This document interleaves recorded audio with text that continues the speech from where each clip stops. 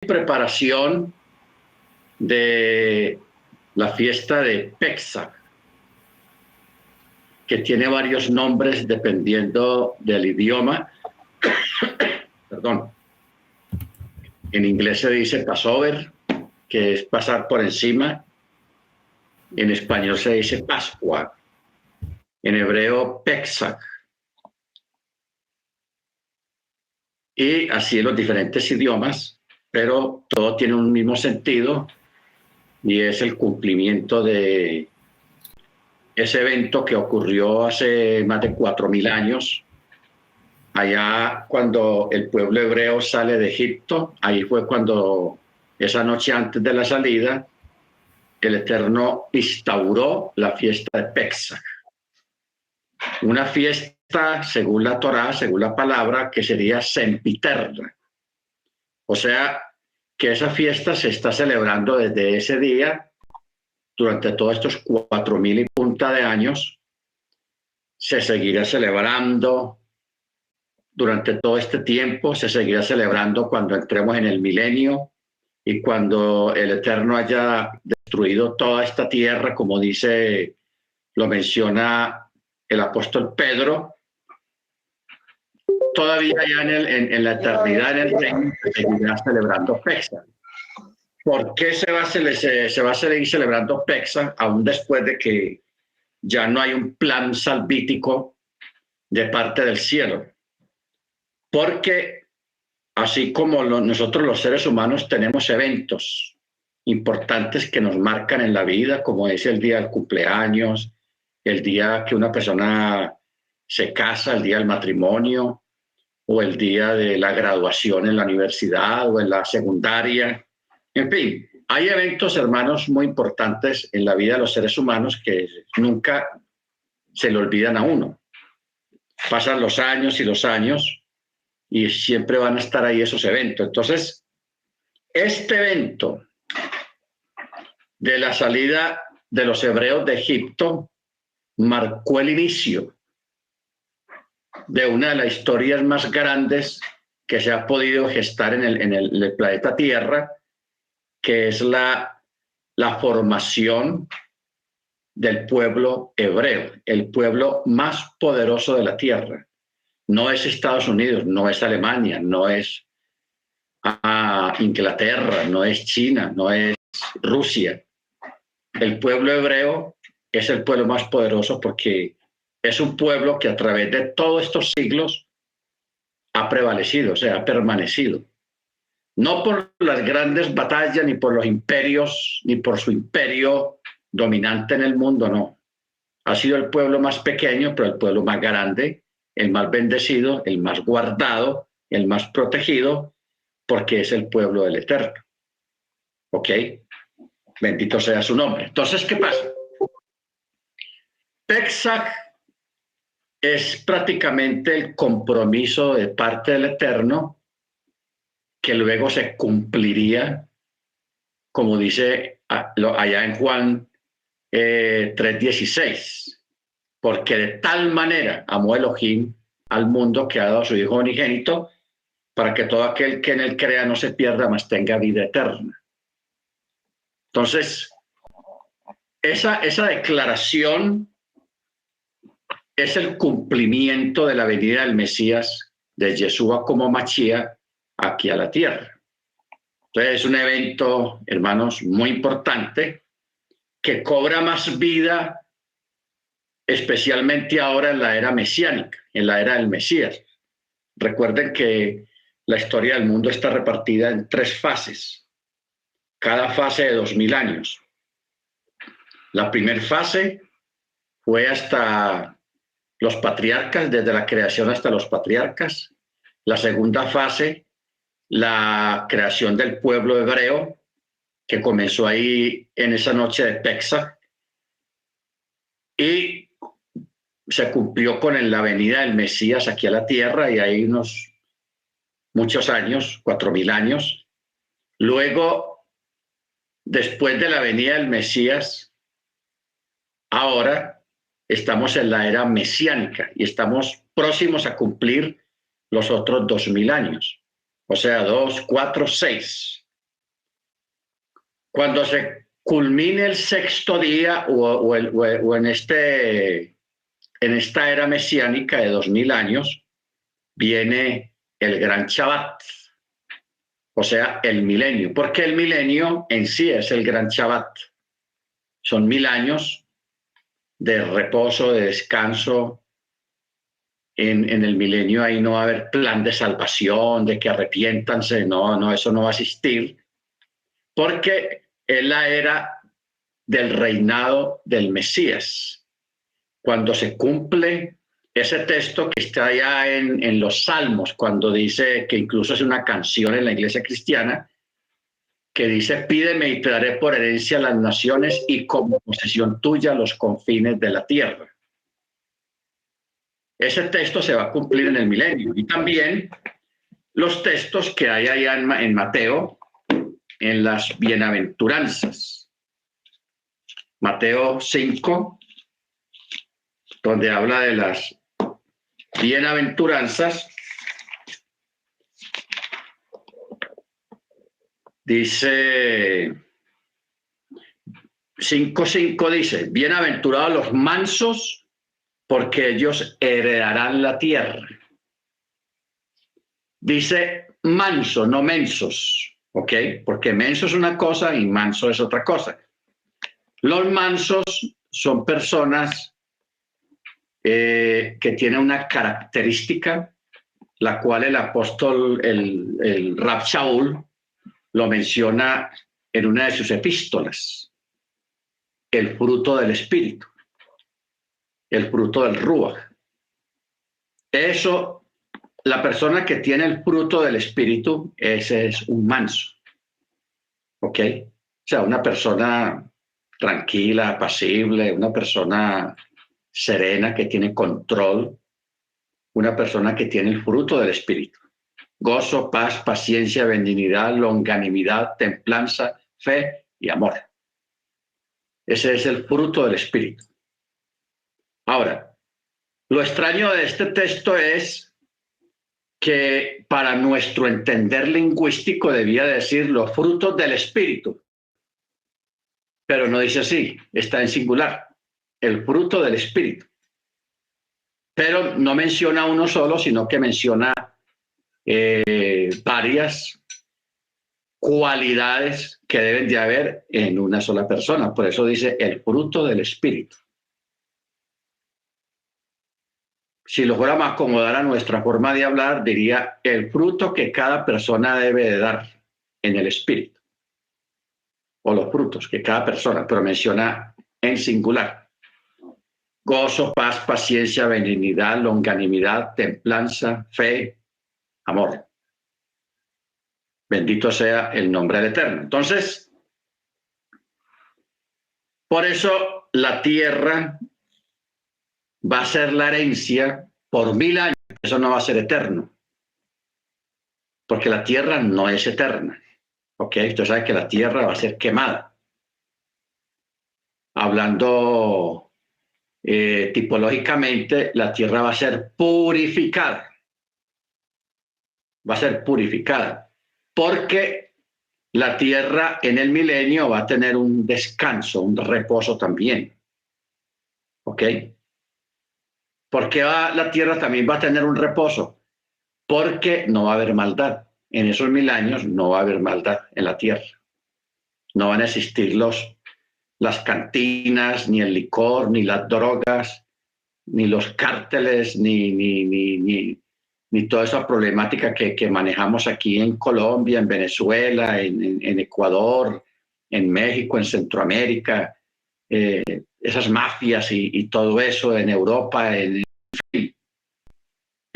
mundo es como un gran cartel de mafias de todo tipo, no solamente de drogas, sino de otro tipo de cosas también. Y eso es el mundo ahora, un cartel gigantesco. Entonces, esa maldad ha afectado la tierra desde un principio. Por eso vemos lo que pasó cuando Caín mató a Abel.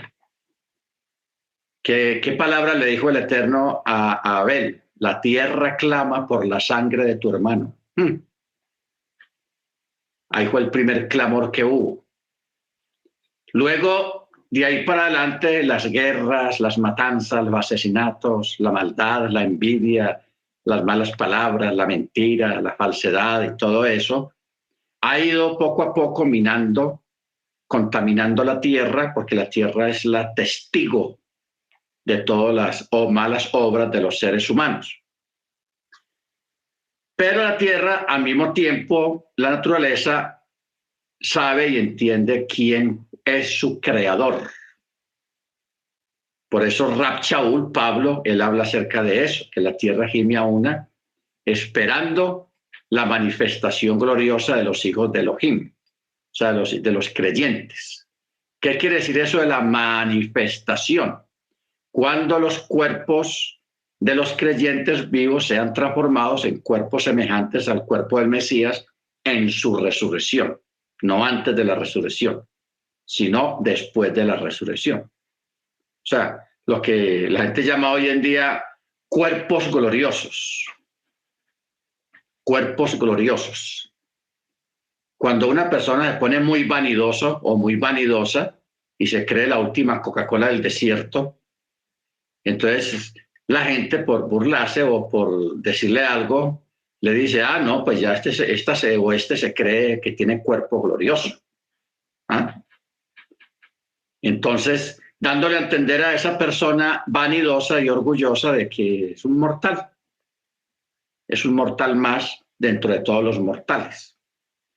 Pero cuando el creyente reciba la transformación, esa es la señal que el Eterno le dio a la naturaleza allá afuera, los árboles, las plantas, la hierba, el agua, las montañas, las piedras, la tierra, la arena, todo, y todos los metales que hayan, el Eterno les dio una señal, porque la naturaleza gime porque quiere ser destruida, quiere perecer, no quiere vivir más por tanta maldad, por tanta cosa que está pasando y que ha pasado a través de la historia. Entonces el Eterno solamente le dio una señal, y esa señal son los creyentes. No es el sol o la luna o algún evento cósmico, no, los creyentes. Cuando la naturaleza vea, sienta que pasó algo sobrenatural con los seres humanos en cuanto a la transformación de sus cuerpos, la tierra ya entiende que ya se aproxima su liberación. No es una liberación parecida a la nuestra, porque nosotros somos liberados para vida eterna. La liberación que espera la tierra es para destrucción. Ese es el anhelo del planeta Tierra, destrucción. Porque plan de salvación, plan de redención no se estableció para la naturaleza ni para los animales. No, para ellos no hubo ese plan. ¿Por qué? Porque aunque los animales son espectaculares, hermosos, hay unas aves, esos pumas, esas panteras, esos tigres, esas linces, los gatos son animales muy hermosos, pero con solo y eso son animales. La única criatura que fue creada a imagen y semejanza del Eterno es el ser humano. Y por ello sí el Eterno mire todo lo que Él ha hecho por nosotros, por los seres humanos. Bien caídos que vivimos con el Eterno, por la maldad, por la desobediencia y por tantas cosas, mas sin embargo, Él está dispuesto a pagar el más alto precio, o ya lo pagó, por comprarnos, por redimirnos y por estar con nosotros y nosotros con Él. Amén. Entonces, Pesach forma parte de todo eso, o es el inicio de toda esa historia del pueblo hebreo. Amén. Baruch Hashem, bendito su nombre. Muy bien. Estamos en la parte de de la fiesta, porque hay muchos hermanos que apenas la van a celebrar por primera vez. No olviden que esta fiesta es obligatoria. Por eso el Eterno creó ahí en Números capítulo 9 el Pesach Sheni. O sea, el que no la pudo celebrar en la fiesta indicada, lo puede hacer en la otra en la otra fecha un mes después, o sea, en el segundo mes. ¿Ok? Ahora,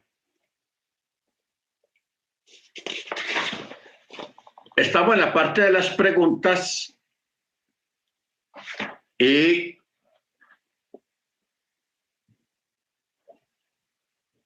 hay una pregunta acá que dice que ¿por qué se hacen perforaciones en la matzá, o sea, en el pan sin levadura? Se perfora. No sé si en México, pero aquí en Colombia hay una galleta que es plana, que aquí se llama, el nombre aquí se llama galletas Noel. Es cuadrada y está llena de huequitos, como chuzada. Entonces, esa galleta que se vende aquí en Colombia, de galletas Noel o de otras marcas, es creación de una familia judía que crearon prácticamente, eso es un matzá. Un matzá. Porque el matzá original antiguo se hace así de esa manera, se perfora. Entonces, viene la pregunta, ¿por qué se hacen perforaciones en la matzá? Se hacen perforaciones inmediatamente antes de que la masa estirada se coloque en el horno. Estas permiten la salida del aire y retardan así la fermentación. Las perforaciones también evitan que la masa suba o se hinche mientras es horneada, o sea, para que no suba. A pesar de que no tiene levadura, a veces tiende a subir. En los tiempos antiguos se solía hacer perforaciones con diseños artísticos en la matzá, costumbre que posteriormente fue prohibida porque realizarlas tardaba mucho tiempo, lo que aumentaba la posibilidad de fermentación. De acuerdo a la Torá, el proceso en su totalidad, desde el amasado hasta el horneado, se debe realizarse en no más de 18 minutos, periodo en el cual no llega a haber fermentación. Hoy en día, las mazot hechas a mano son rápidamente perforadas con un rodillo llamado reidel. La máquina de mazot tiene un perforador automático que marca líneas separadas entre cada medio centímetro aproximadamente. O sea, hoy en día esas matzá grandes que se hacen, se hacen ya para hacerlo a nivel industrial, ya la máquina se encarga de hacer las perforaciones en la matzá, porque el matzá tiene que ser perforado. Ahora, esa perforación, hermano, si lo llevamos a un nivel de espiritual o escritural, acordémonos que Yeshua, cuando levantó el matzá, el pan sin levadura, él dijo, este es mi cuerpo, el cual es partido por vosotros. Partido por vosotros o perforado por vosotros. Recuerde que a Yeshua le perforaron un costado y le afectó prácticamente un pulmón y no le afectaron ningún hueso. Ningún hueso fue afectado. ¿Ok? Ahora, ¿por qué la mayoría de las matzot son cuadradas, no redondas? Originalmente las matzot eran redondas. En el año 1875 se inventó en Inglaterra una máquina que fabricaba los matzot cuadrados y que posteriormente fue introducida en los Estados Unidos. Existía oposición al uso de la matzá hecha a máquina, como se explicó en otra pregunta.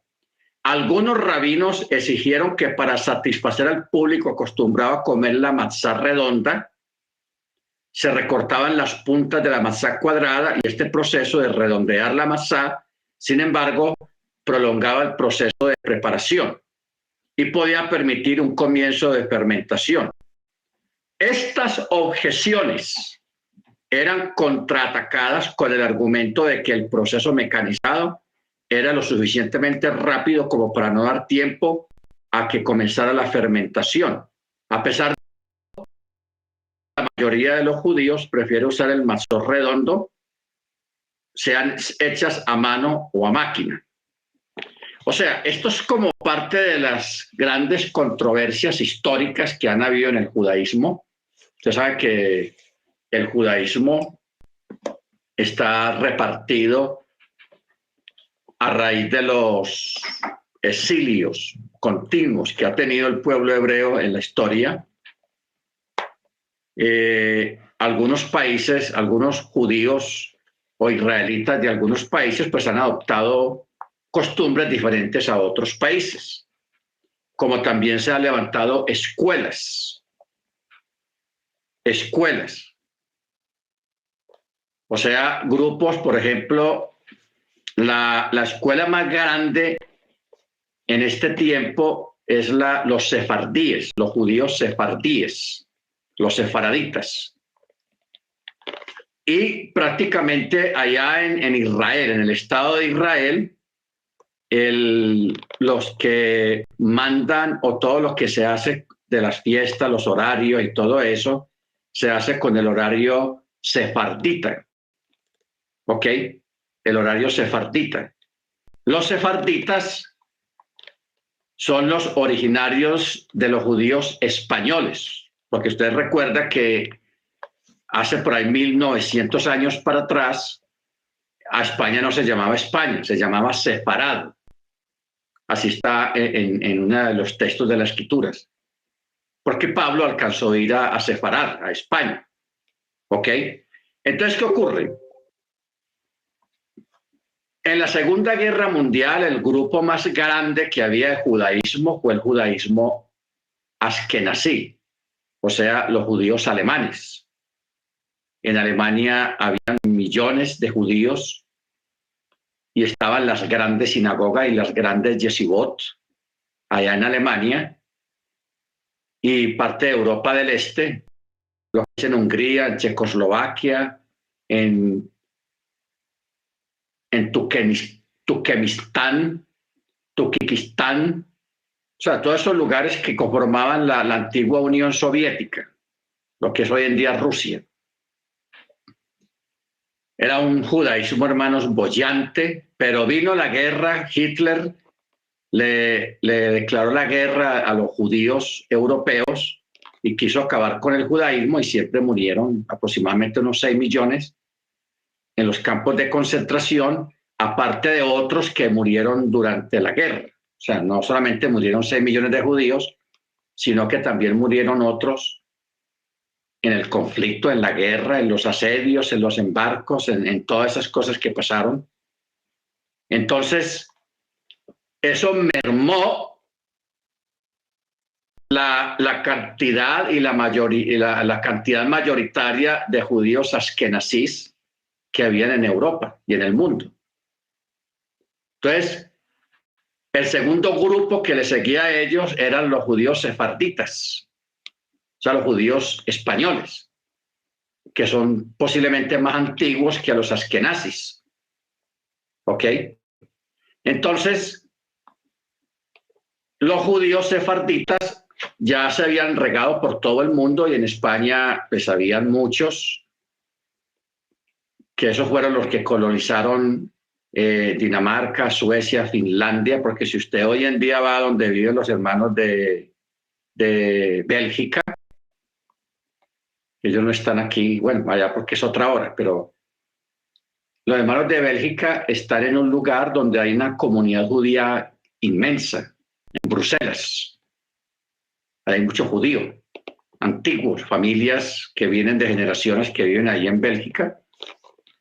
Entonces, la mayoría de los judíos que hay en Canadá, en Estados Unidos, Centroamérica y Sudamérica, España, parte de Europa y los que están allá en Israel son sefardíes, los judíos sefarditas. Por eso usted ve que existen dos tipos de talits. Un talit es sefardita y hay otro talit que es askenazí. ¿Ok? Bendito el Eterno. El, el talit sefardita, yo no sé si usted sabía esto.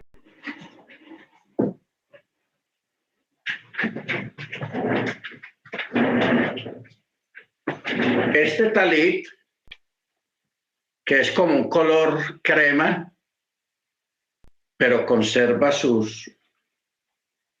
las rayas son oscuras.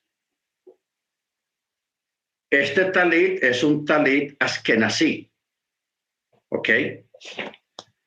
Luego, este otro talit, que es el blanco, con franjas azules, esto es completamente blanco, lo que pasa es que el bombillo pero es blanco, con franjas azules. Este es el talit askenazí. Ya los judíos, los hasídicos,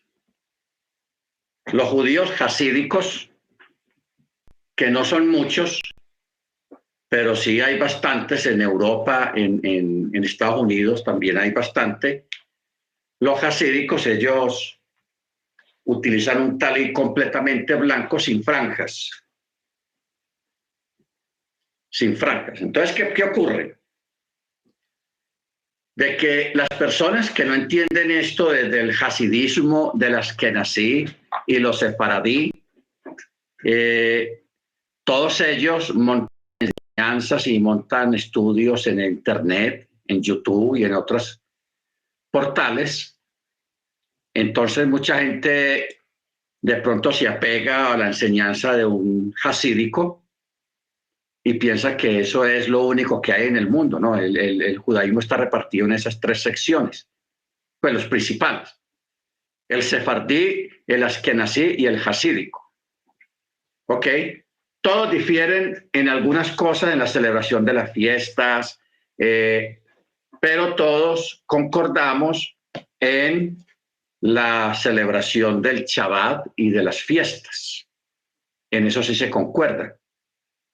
Hay una comunidad que ayer precisamente comenzaron Pesach. O sea, para ellos Pesach comenzó ayer, o sea, anoche. Entonces, esta comunidad es una comunidad que se guía más que todo es por la luna, por el Shabbat lunar. El Shabbat lunar. Entonces, es bueno que nosotros sepamos esto, hermanos, porque uno no puede ocultar, como dice el dicho, no podemos tapar el sol con un dedo. Existen diferentes grupos con diferentes formas de pensamiento que hay que respetarlo lógicamente. Si uno se da cuenta que una persona está equivocada en alguna aseveración o en alguna cosa, pues no es sabio caerle arriba o defenestarlo o burlarse tampoco. Eso no es bueno, eso no es sabio y eso no honra la Torah tampoco. Sino simplemente entender, porque yo hablaba con una persona estos días que me estaba haciendo unas preguntas muy puntuales, muy puntuales. Entonces, yo le explicaba a esa persona que hay unos textos en la Torá muy complicados, muy difíciles para traducirlos, no para interpretarlos, sino para traducirlos. ¿Por qué? Porque el lenguaje semítico, el lenguaje antiguo, era un lenguaje que no tenía muchas palabras como los tenemos nosotros hoy en día. Nosotros que hablamos castellano, nosotros tenemos un vocabulario muy, muy abundante de expresiones y de palabras. Usted coge una página completa en español, escrita de arriba abajo toda. Si usted le dice a alguien que lo traduzca al inglés, la traducción al inglés se reduce el espacio, porque el inglés tiene menos vocabulario que el castellano. podía llegar un poquito más de la mitad, la traducción en inglés para llenar la página, siendo que en español está la página entera. Si usted fuera a usar el vocabulario, el lenguaje semítico, el lenguaje de la época del Mesías, para traducir del español al hebreo un documento con el hebreo antiguo, se lleva por ahí un cuarto de página nomás. La traducción al hebreo, un cuarto de página.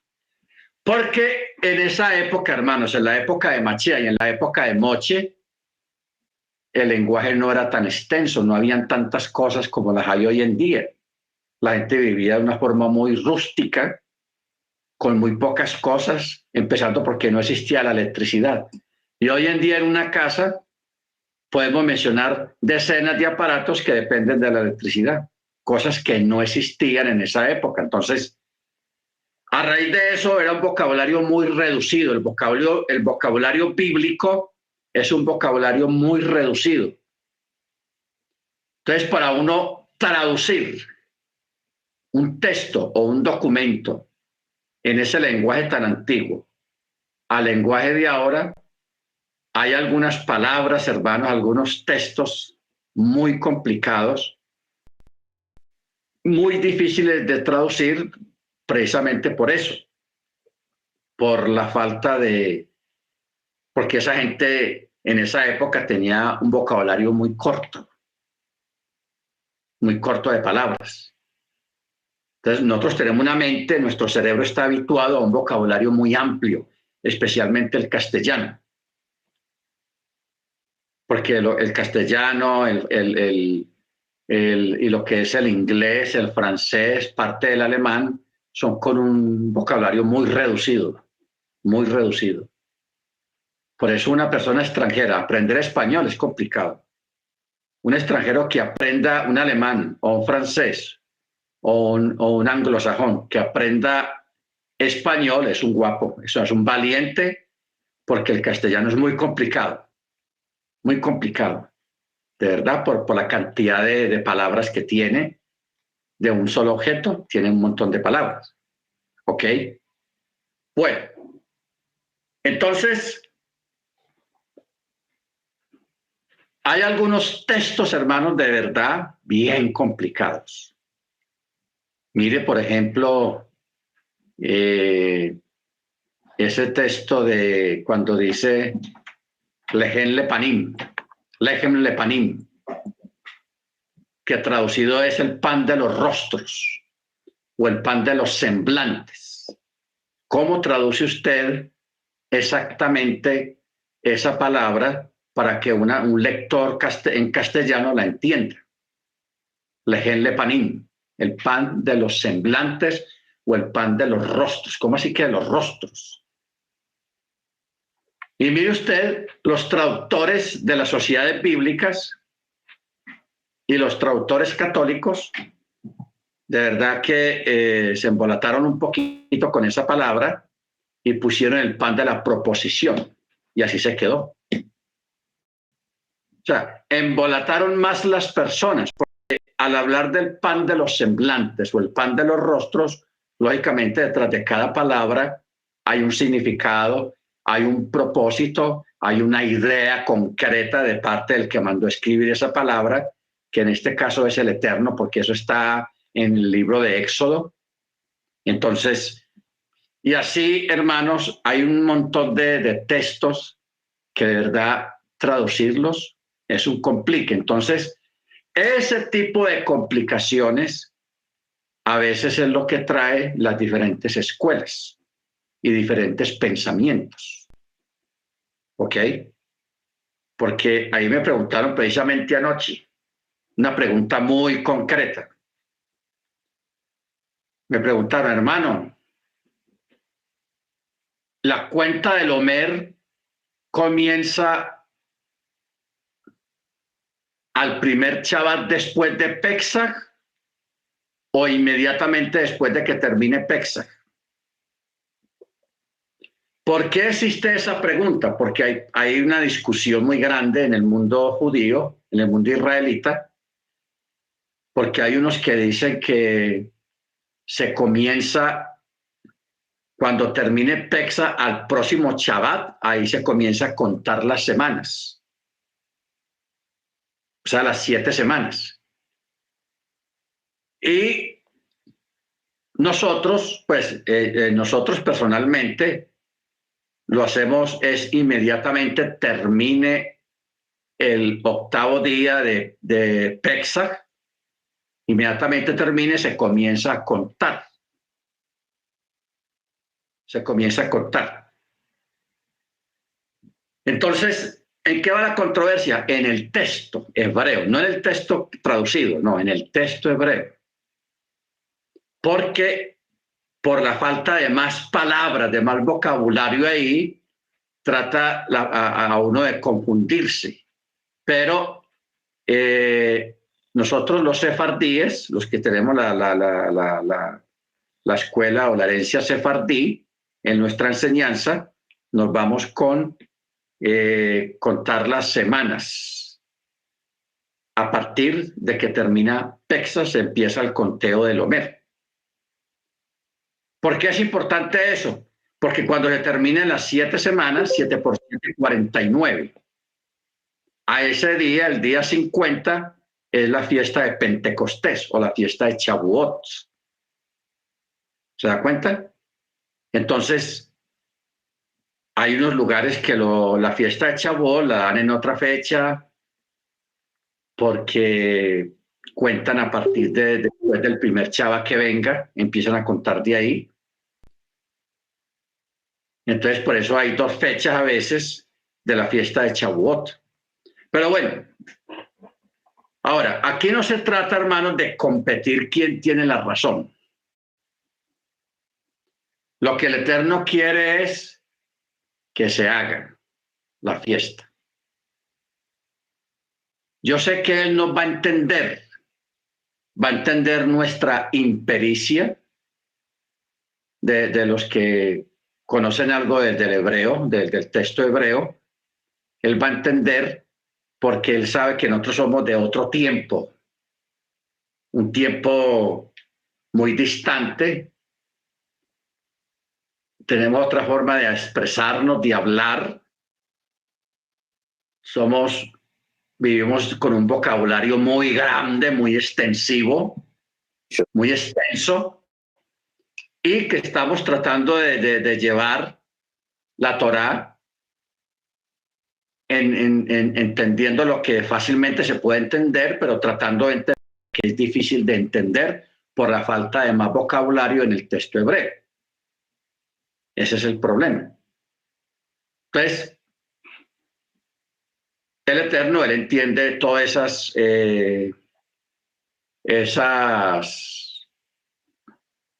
esa falta de nosotros entender ciertas palabras, ciertos textos, por la falta de vocabulario ahí, porque nosotros si adornamos para decir una cosa, solo la adornamos y damos la vuelta y en fin, bien bonito el vocabulario, la frase.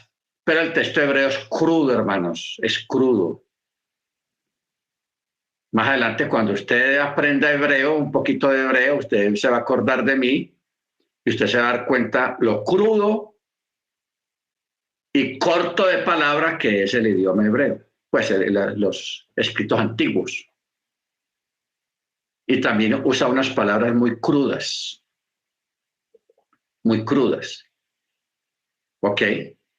Porque yo le digo una cosa es leer una traducción que usted tiene en la mano, la Torá traducida al castellano y los evangelios traducidos al castellano, pero otra cosa es que usted lea el texto original, que usted lea el texto hebreo. Hay un vocabulario crudísimo ahí, hermanos, muy crudo, muy fuerte, porque cuando Jesús dijo esa palabra, hay del que le diga, en hebreo dice raka, raka. Y raka es en nuestro argot o nuestro entendimiento occidental, raka es un bueno para nada, un insulto. Usted es un bueno para nada, como decirle a una persona, usted es un inútil, usted no sirve para nada, usted es un bueno para nada. Y eso lo dijo Yeshua. Y la otra palabra es idiota. Que esas palabras, si alguien se las dice a otra persona, en la época del Mesías, Yeshua mismo lo dijo. Una palabra que es fuerte es da cárcel o multa, y la otra da muerte, que es bueno para nada, raca. Eso. Y es un insulto tenaz. Y Yeshua lo dijo, dando una enseñanza. Él decía esas palabras fuertes. Y hay otras palabras fuertes, hermanos, que el mismo Eterno la mandó a escribir a través de los profetas, pero bien fuertes, que yo no soy capaz de repetirlas aquí en este chat porque son muy fuertes. Lo mismo otras palabras que dijo Mochi, que están ahí en el texto hebreo, porque el texto hebreo no se puede cambiar. No, quitemos esa palabra, que eso suena muy maluco, no. Así quedó escrito, así está, no se puede cambiar. Pero en las traducciones, para suavizar un poquito el asunto, si cambian el sentido de la palabra, no traducen lo que dice ahí, porque es fuerte, fuerte. Bendito sea el nombre del Eterno. Bueno, entonces por eso es que hay unas preguntas acá que tienen que ver con las diferentes escuelas, hasídicos, askenazís o sefardíes. Por ejemplo, hay una costumbre que esto es de los hasídicos y parte de los askenazí. Dice, ¿por qué algunos judíos cuelgan un trozo de matzá en la pared de la sinagoga? Durante Pesaj, cuelgan en una que otra pared, ponen un pedazo de matzá, lo amarran a un hilito y en un clavito, ahí lo cuelgan. Entonces dice, esta costumbre prevalece en algunas comunidades orientales y europeas. La escritura dice, 7 días comerás con ella pan sin levadura, para que todos los días de tu vida te acuerdes del día en que saliste de la tierra de Egipto. Deuteronomio 16:3. Para las comunidades antes mencionadas, la matzá en la pared representa un recordatorio constante, o sea, una forma didáctica de enseñar la Torá para que a uno no se le olvide. Mire usted, por ejemplo, los tzitzit. Los tzitzit, aunque es mandamiento, pero es un mandamiento de carácter didáctico, una técnica del Eterno de enseñanza, para que la gente aprenda. ¿Por qué? Porque los tzitzit, hoy en día hay gente por causa del antisemitismo, la violencia o las burlas, lo que sea, se ponen los tzitzit dentro del pantalón, por dentro, o sea, no se ven por fuera, nadie los ve. Pero regularmente el mandamiento precisamente los tzitzit tienen que verse, tienen que estar expuestos a la vista. ¿Por qué? Porque dice el texto, los tzitzit el Eterno te los ha dado para que cuando veas a tu hermano con los tzitzit puestos, no uno mismo, porque uno mismo no va a andar mirándose los tzitzit, no. Cuando veas a tu hermano que lleva su tzitzit, te acuerdes del mandamiento. No del mandamiento del tzitzit, sino de la Torá. Te acuerdes de que eres un hombre hijo del mandamiento, hijo de la Torá, un bar mitzvah. Eso es lo que quiere decir, que eres hijo del mandamiento. Entonces, aunque es un mandamiento el que los varones tengan su tzitzit, el propósito de ese mandamiento es recordatorio. Lo mismo ocurre con la costumbre, eso el trozo de matzá en la sinagoga, en el lugar de servicio, no es mandamiento. Pero sí es una halajá en el sentido de que para que la gente, cuando vayan a la sinagoga, durante la fiesta y ve al Matzah, recuerda que eso no es un día regular, no es cualquier mes del año, cualquier semana del año, sino que es Pesach. No te olvides que estamos en Pesach. Entonces, por eso, nosotros no tenemos esta costumbre. Los sefaradíes no tienen esa costumbre de colgar un matzah, pero es una costumbre respetable. No es mala, es buena porque usted sabe que la gente con tanta cosa en la cabeza, que el trabajo, que el estudio, que el seguro, que el carro, que la moto, que el cable, que el celular, que no. Nosotros tenemos tanta cosa en la cabeza, hermanos, que uno a veces piensa, la gente sí se acordará del Eterno, la gente sí se acordará, la gente tan preocupada pues con los afanes de la vida, que eso es tenaz. De verdad que la vida de las ciudades es una vida complicada, ¿ok? Muy complicada. Muy bien. ¿Por qué el jefe de familia o la persona que oficia el seder, el que está dirigiendo pues el orden del servicio de Pesach, coloca una almohada junto a su brazo izquierdo y se reclina de vez en cuando durante el seder, ¿no? Como decir la almohada en la mesa principal? Una almohada grande y de vez en cuando una recostadita, porque esa es la usanza oriental de celebrar Pesach, o lo que llaman la última cena. Por eso, cuando usted lee los originales en los evangelios de la llamada última cena, dice que estaban recostados, ¿ok? Porque así es como se celebra Pesach, descansando. Porque cuando una persona es esclavo, tiene un amo terrenal que lo tiene esclavizado, pues el amo no lo deja descansar. Levántese a trabajar, haga aquí, haga allá. Vea, no lo deja uno respirar. Pero como ya hay una liberación, como Yeshua nos trajo a la liberación, entonces ya podemos al fin descansar.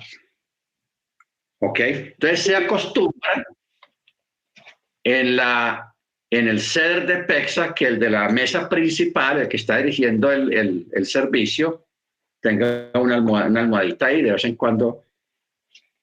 ¿Por qué? Porque eso es visual. O sea, eso son técnicas de enseñanza. Si uno le pone a mirar la Torá, por ejemplo, la hermana Grace y algunas otras hermanas que son maestras,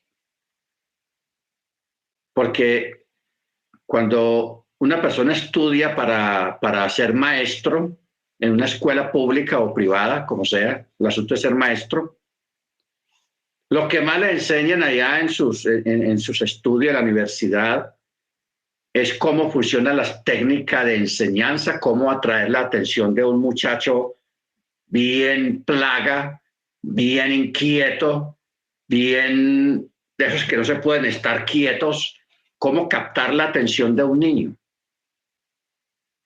y cómo enseñarle dependiendo la edad para que el niño o la niña capte y aprenda lo que se le está enseñando, lo que se quiere que aprenda. Entonces, claro, enseñan muchas técnicas, pero el maestro de maestros en técnicas es el Eterno, porque muchos de los mandamientos, hermanos, son técnicas de enseñanza, que es un mandamiento,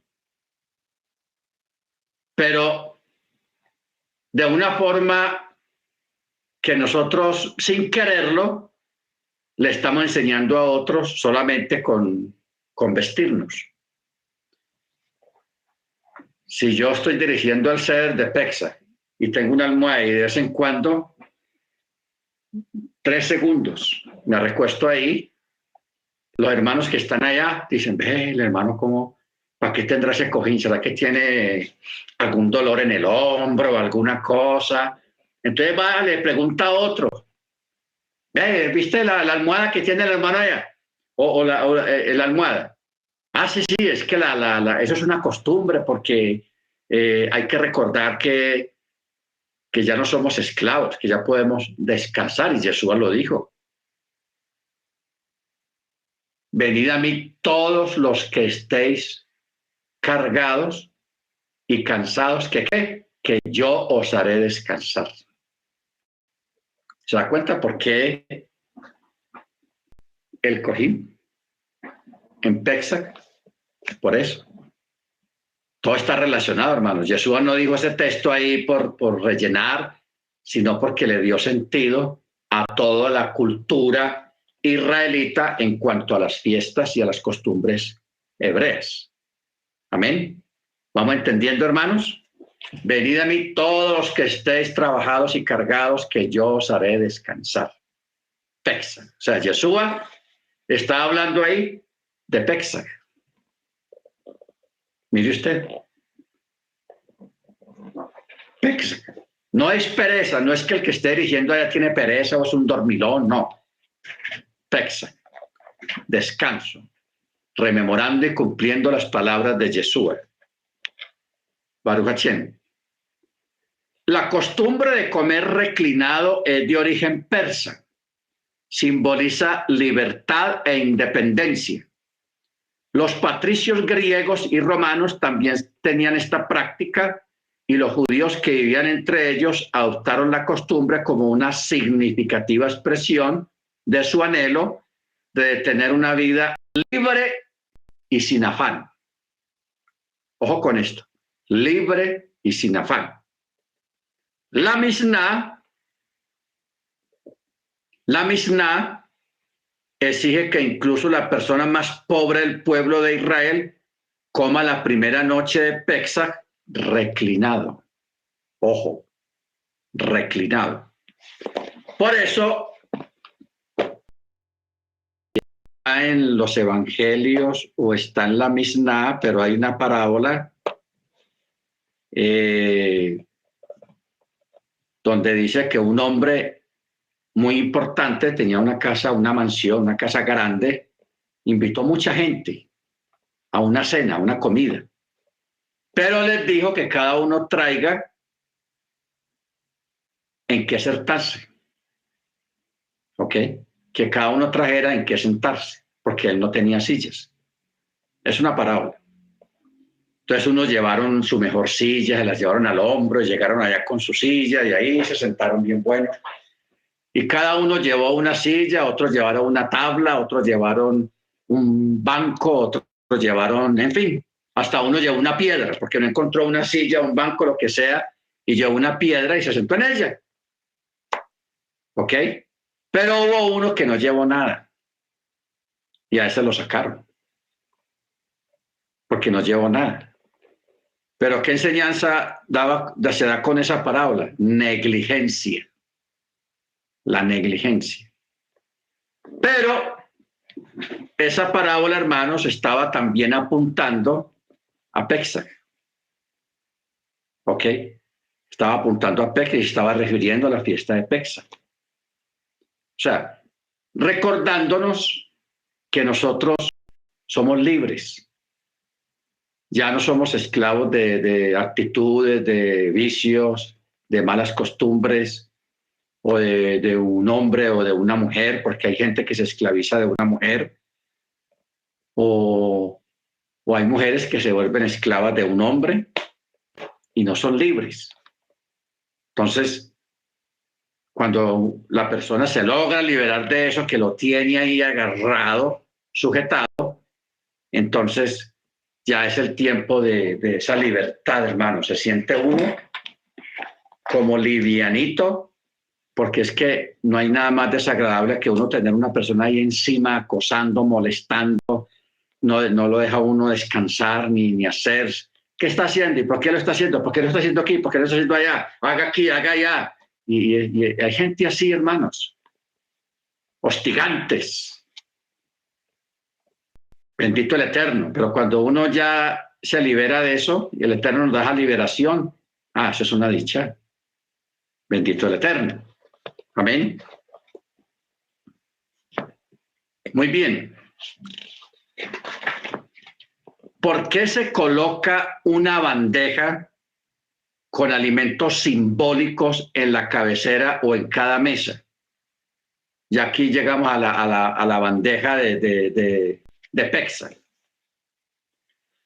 La bandeja de Pesach o bandeja de Seder, que generalmente tiene 6 hendiduras circulares, se coloca en la mesa del Seder de manera que algunos simbólicos puedan ser exhibidos destacada e individualmente.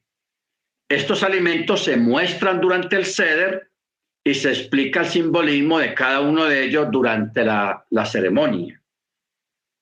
Son 6 hendiduras.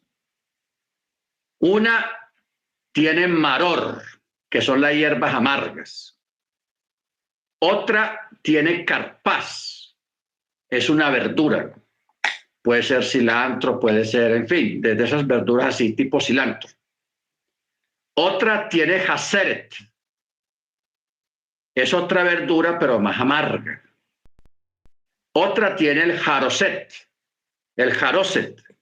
que es una mezcla de manzanas y nueces.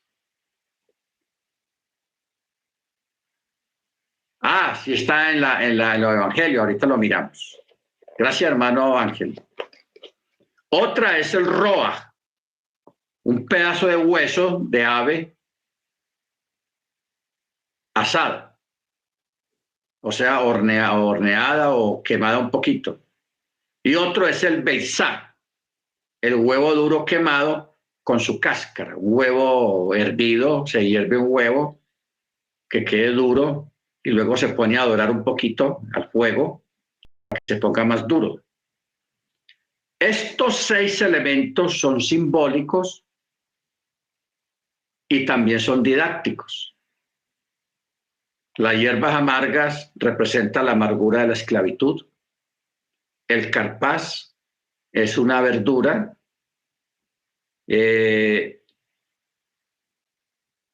Aquí falta el agua con sal, que significa el sudor. Usted sabe que cuando uno suda mucho y usted lo prueba, el sudor es un poquito salado. Es un misterio porque de nosotros sale agua salada, que es el sudor de la esclavitud, del trabajo de los esclavos. La otra verdura más amarga es la de los ladrillos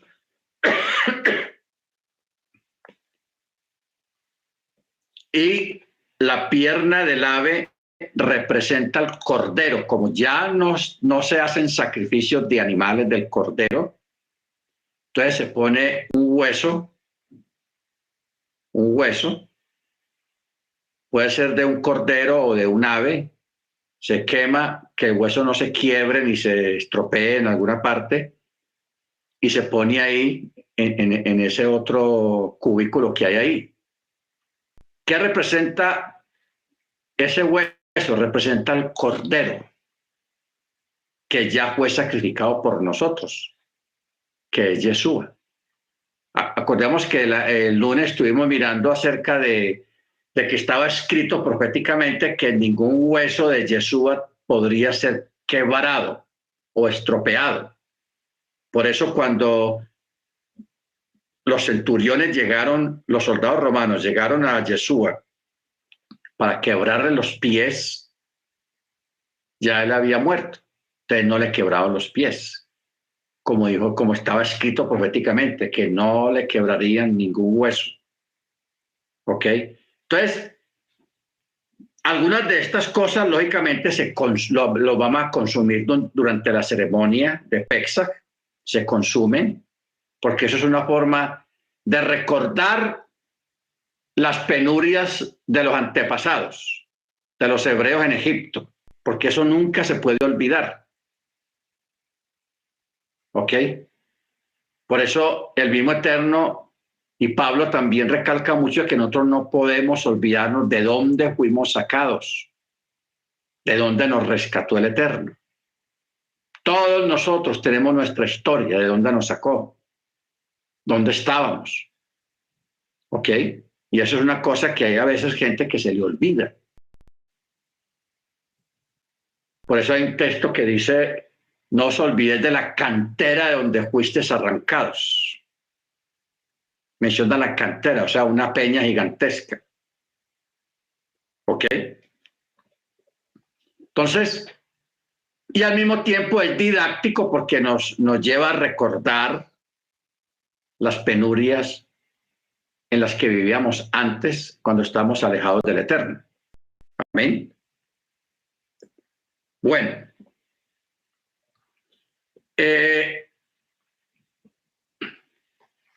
¿por qué se coloca una verdura llamada haseret en la bandeja?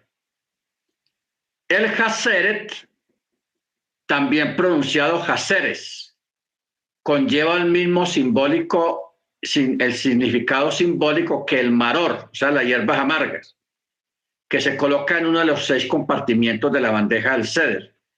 La verdura escogida como haseret puede ser pepino, berro, rábano o cualquier otra que tienda a ser amarga, o sea, que no tenga buen sabor, que sea como un sabor amargo. ¿Ok? El uso del haseret ha sido relacionado con el versículo bíblico cuando dice, con panes sin levadura y hierbas amargas lo comerán, número 9:11.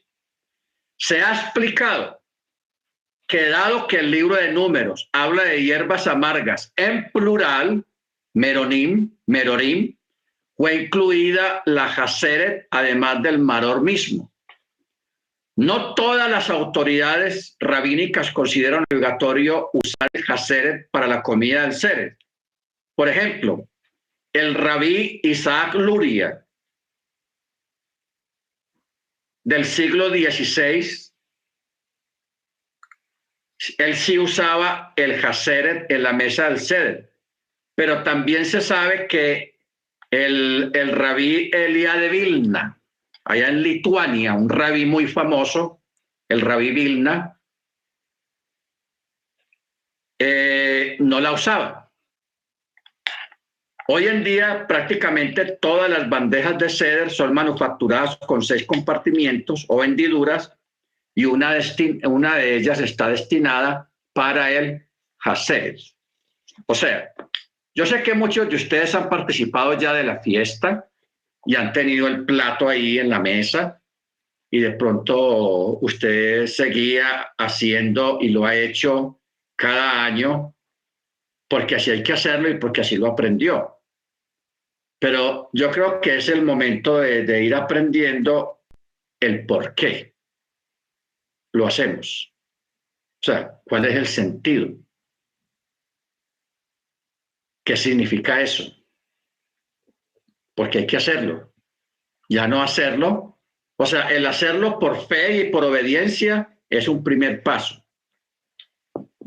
Porque nosotros los occidentales, aquí en Occidente, o sea, Europa y América, nos gusta que nos expliquen las cosas. A ver, explíqueme eso porque hay que hacerlo. En el Medio Oriente no, en el Medio Oriente al contrario, primero se hace y después se entiende lo que estás haciendo. Y me imagino que delante del Eterno tiene más valor así de esa manera. ¿Por qué? Porque se obedece por fe. O sea, obedecer. Hoy en día están los hukim. Usted sabe que los hukim son mandamientos que no tienen explicación, son un misterio todavía. Se llaman los hukim. Pero hay que hacerlos. Pero porque la mente occidental piensa así, no, pero ¿para qué hacer uno una cosa que uno no entiende? ¿Para qué hacerlo si uno no entiende eso? Porque esa es la forma de polemizar y de pensar de Occidente. En cambio, el oriental, la gente del Oriente, él obedece, dice, hay que hacerlo, yo lo hago. Pues sin entender por qué lo hacen, no importa, yo más adelante lo entiendo. Pero miren ustedes que nosotros hoy en día obedecemos cosas y hacemos cosas que están en la Torá, que hay que hacerlas, sin entender el por qué las hacemos, pero las hacemos. Eso es fe. Eso es fe. Amén. Por eso el Eterno creó los Juquim. Y de pronto venga el Mesías y todavía viene él o entramos al milenio sin entender algunos mandamientos, por qué los hacíamos, por qué los obedecíamos. Puede pasar eso, ¿no? Eso puede pasar, pero eso es lo que le agrada al Eterno. Vamos a llevar esto a la educación. Cuando usted tiene un niño de 6 años, de 7 años, la mente de un niño no es igual a la suya. De su hijo de 7 o 6 años no es igual a la suya. Entonces, usted solamente le dice al niño, vea, me hace el favor y no abra esa puerta o no se haga allí, porque el niño no entiende qué es la electricidad, no entiende qué es el agua profunda. Un niño a esa edad no entiende muchas cosas, pero usted se las prohíbe. Y el niño de pronto no lo haga, le obedece a usted y no lo hace porque usted se lo prohibió y porque le tiene temor. Entonces, de pronto otro niño más avispado le diga, usted es que le tiene miedo a su mamá, que va, hágalo, vaya, vaya, vaya. O sea, cuando hay una incitación a hacer el mal de algo que uno no conoce todavía, ¿a qué se expone el niño? A que lo pegue un corrientazo a la electricidad cuando le dicen, no toques el alambre, cuidadito toques el alambre. Porque un niño no sabe qué es electricidad, qué es positivo, qué es negativo, un niño no sabe nada de eso. Un niño no sabe de que un charco o un pozo o un hueco que está lleno de agua se puede ahogar, se puede morir. Un niño no sabe nada de eso. Usted ve los niños que tienen 1 año, que usted los tira al agua y no les da miedo. ¿Por qué? Porque los niños a esa edad, yo no sé cómo ni por qué, son capaces de nadar. Un niño de 1 año nada muerto de la risa en el agua. Pero a la mayoría de los niños no les da miedo y ellos nadan. Ellos no entienden qué es ahogarse. ¿Ok? Entonces, como usted sí sabe lo que hay detrás de cada cosa que usted le prohíbe al niño, usted le manda hacer al niño, por eso usted le dice, usted no puede explicarle a un niño de 5 años, de 2 años, de 3 años, qué es positivo, qué es negativo, qué es ahogarse, qué es que lo machaque la puerta, porque hay niños que cierran la puerta con la mano ahí pegada y ¡pum! Se pegan un machacón tenaz. Usted le explica, la puerta se cierra de esta manera, no ponga la mano aquí, porque si no se machaca el dedo. El niño no va a entender eso hasta que no le pegue un machacón bien bravo. ¿Ok? Pero cuando las cosas se hacen en obediencia, no tenemos que pasar por el machacón. No tenemos que pasar por el corrientazo eléctrico, que lo ponía uno todo, que eso sí es aterrador, recibir un 220, un corrientazo bien bravo, eso es tenaz. ¿Ok? Entonces, por eso, hermanos, hay muchas cosas que se hacen porque el Eterno lo dijo. Él es nuestro Padre. Y más de nuestro Padre, Él es nuestro Creador. O sea, Él es más que nuestros papás. Entonces, vale la pena, merece que nosotros lo obedezcamos porque todo mandamiento es por nuestro bien. Es para nuestra honra y lo honra a Él también. Él no dio los mandamientos por fregarle la vida a la gente, no. Por molestarle a usted la vida, no. Todo mandamiento tiene un propósito. Hay unos propósitos muy profundos, muy altos, muy sublimes. Hay otros propósitos que es de didáctica, de enseñanza solamente, pero así aprendemos. Así aprendemos. Bendito sea el nombre del Eterno. Mire usted, nosotros, o el pueblo hebreo, desde hace más de 4.000 años celebrando las fiestas. Y todavía a este 2022 o 5.788, todavía estamos celebrando las fiestas. ¿Por qué? Porque las fiestas son un ejercicio. Ya hay 3 fiestas que ya pasaron proféticamente, ya se cumplieron, porque las fiestas son proféticas, que son las fiestas de primavera. Ahora estamos pronto a entrar en las fiestas de otoño a nivel profético, que es Sukkot, Yom Teruah Yom Kippur y Rosh Hashanah. ¿Ok? Esas fiestas no se han cumplido proféticamente. Cuando las vivamos, cuando se cumplan, ya nosotros estamos habituados y vamos a entender perfectamente qué es lo que está pasando. Ah, esa es la fiesta tal. Sukkot, oh, ya, la venida del Mesías, el nacimiento del Mesías. El Mesías nació en Sukkot, en la fiesta de Sukkot. Cuando se vaya a entrar el milenio, que viene precedida por la venida del Mesías, la fiesta de las trompetas.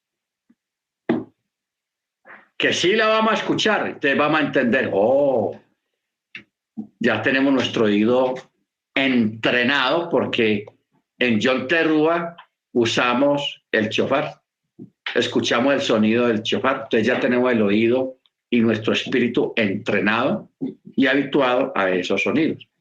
Entonces una persona que nunca ha guardado las fiestas, que nunca las ha celebrado, va a decir, ¿y qué está pasando? ¿Y qué pasó? No entiende nada. ¿Por qué? Porque no hizo el entrenamiento, no celebró las fiestas nunca. ¿Se da cuenta? Lo importante que son las fiestas. Bendito el Eterno. Muy bien.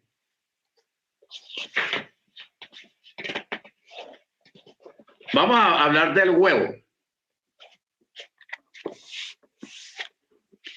¿Por qué se coloca un huevo duro y quemado, o sea, beitzá, en la bandeja del ceder? El huevo es símbolo del sacrificio regular festivo que se ofrecía en los tiempos en que existía el templo en Jerusalén.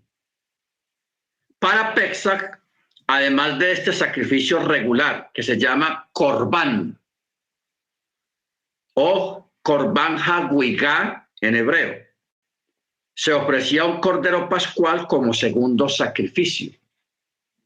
Algunas autoridades han interpretado el huevo quemado como símbolo de duelo por la pérdida de los dos templos que alguna vez hubo en Jerusalén.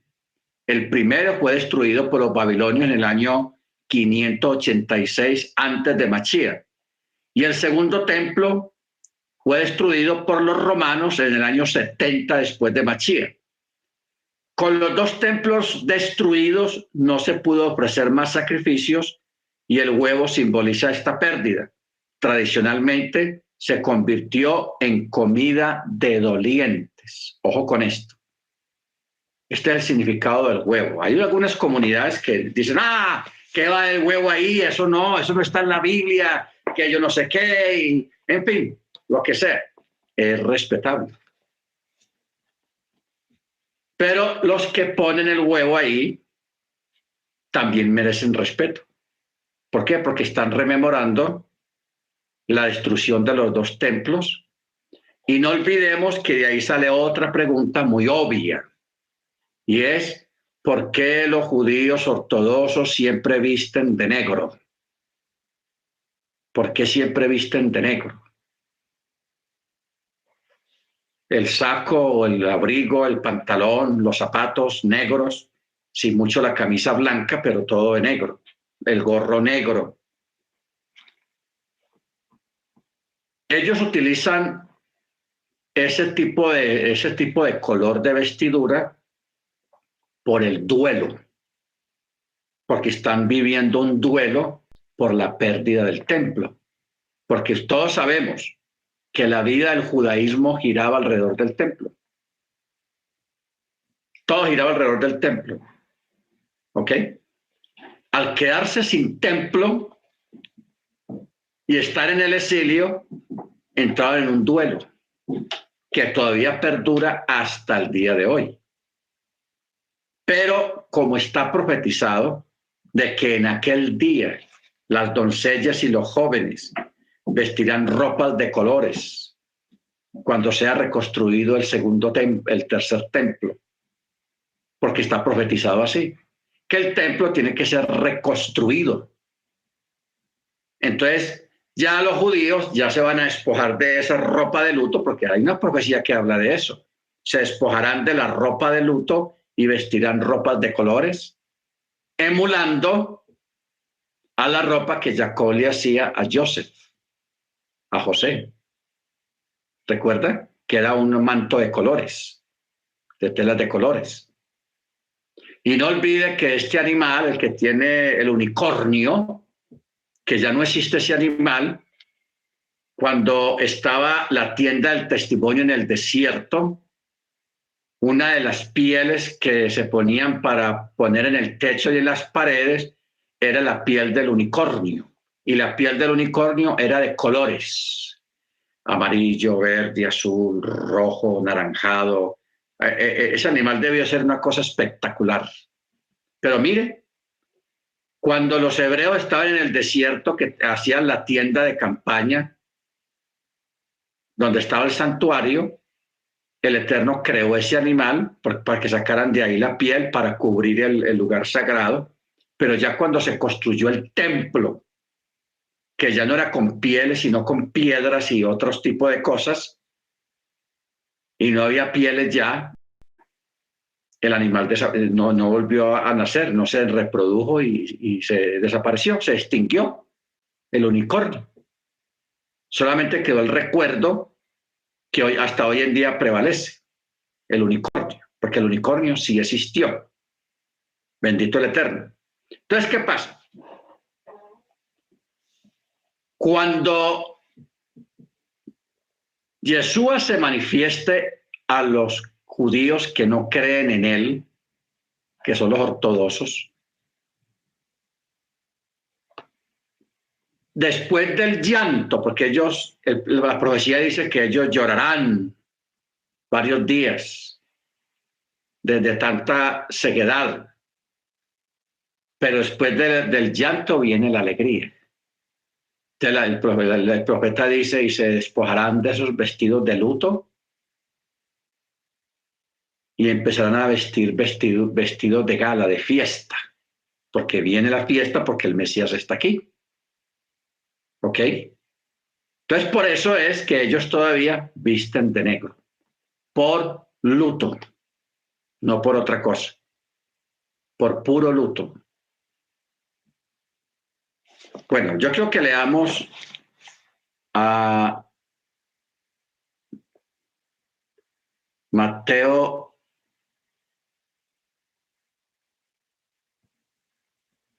22, Matillahu 22.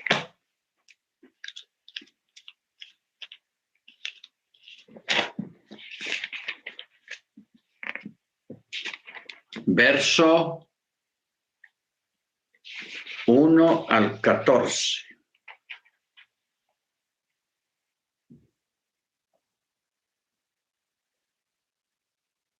Bueno, aquí está hablando de una fiesta de bodas.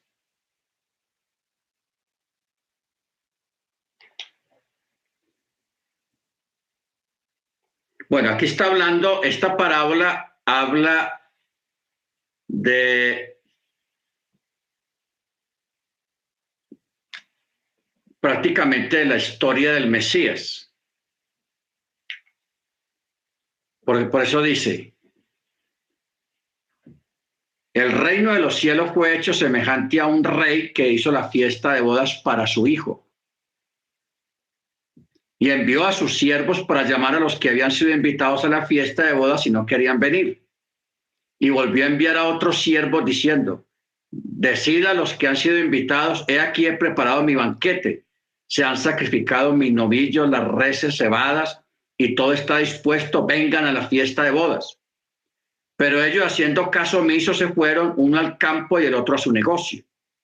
Y los demás, echando mano a sus siervos, los afrentaron y los mataron. Entonces el rey se enfureció y, enviando sus ejércitos, destruyó a aquellos homicidas y prendió fuego a la ciudad.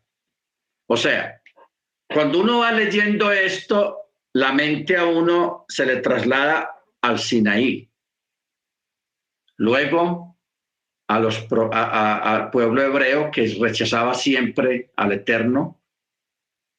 Por eso vino Babilonia y destruyó el templo. Esa es la respuesta y esa es la parte que dice acá. Entonces el rey se enfureció y enviando sus ejércitos destruyó a aquellos homicidas y prendió fuego a la ciudad. Después dijo a los siervos, la boda todavía está preparada, pero los invitados no eran dignos. Vayan pues a las encrucijadas de los caminos y llamen a la fiesta de bodas a cuantos halléis. Y saliendo aquellos siervos a los caminos, reunieron a todos los que hallaron, tanto malos como buenos, y el salón de bodas se llenó de invitados. Pero cuando el rey entró a ver los invitados, vio un hombre no vestido con traje de boda. Y le dice, amigo, ¿cómo entraste aquí sin traje de boda? Pero él enmudeció. Entonces el rey dijo a los sirvientes, atadlo de pies y manos y echadlo a la oscuridad afuera, allí será el llanto y el crujido de los dientes, porque muchos son los llamados y pocos los escogidos. Entonces, en el verso 9, dice, vayan a las encrucijadas de los caminos. O sea, no literalice tanto este texto, hermanos. No lo literalice mucho. No le ponga un pechat todavía. Vaya un deraz. El profeta, ¿cómo dijo el profeta? Isaías, paraos en los caminos y preguntad por las sendas antiguas y caminad por él. Cuando aquí dice ir pues a las encrucijadas de los caminos, está hablando de los diferentes puntos de vista de los que guardan Torah. Por eso ponerse a pelear con la otra comunidad que hay allí, que guarda el mismo Shabbat, que celebra la fiesta del Eterno, que porque no coincide con usted o conmigo en algún punto, lo voy a defenestar y lo voy a menospreciar y le voy a echar los perros encima. Eso no está bien. No está bien. Mire lo que dice acá. Vayan a las encrucijadas de los caminos, o sea, las formas de vida en la Torá. Y llamen y traigan a la fiesta a cuantos halléis. Y saliendo aquellos siervos a los caminos, reunieron a todos los que hallaron, tanto malos como buenos, y el salón de bodas se llenó de invitados. ¿Por qué menciona malos y buenos? ¿Por qué no dice la palabra gentil? Porque cuando habla de malos y buenos, está hablando de creyentes que están dentro, pero que no están haciendo las cosas bien, pero están adentro. Porque nadie es perfecto. Amén. El único perfecto es Elohim, el Eterno. Por eso dice malos y buenos, pero no dice gentiles. Ojo con eso, no dice gentiles. Si ahí hubiera dicho gentiles, sí estaría hablando de un plan salvífico para todo el mundo, pero el plan no es para todo el mundo. Y Yeshua mismo lo dijo. Yo solamente he venido a buscar y a salvar a las ovejas perdidas de la casa de Israel, no a todo el mundo. No pensemos, porque ese es el mensaje universal del catolicismo y del cristianismo protestante, que la salvación es para todo el mundo. No, solamente para la casa de Israel o los descendientes de la casa de Israel. ¿Ok? Y eso está muy claro en la escritura. Yo no sé por qué la gente se fue por otro lado, porque Jesús les dijo, vayan y busquen cuando mandó la comisión.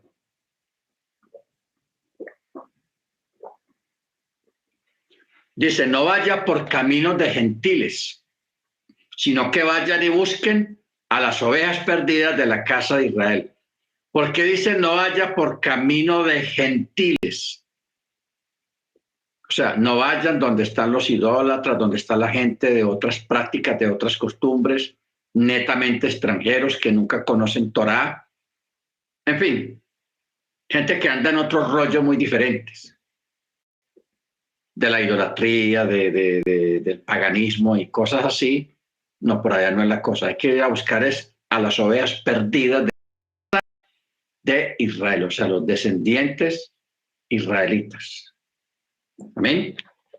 Bendito sea el nombre del Eterno. Bueno, nos pasamos.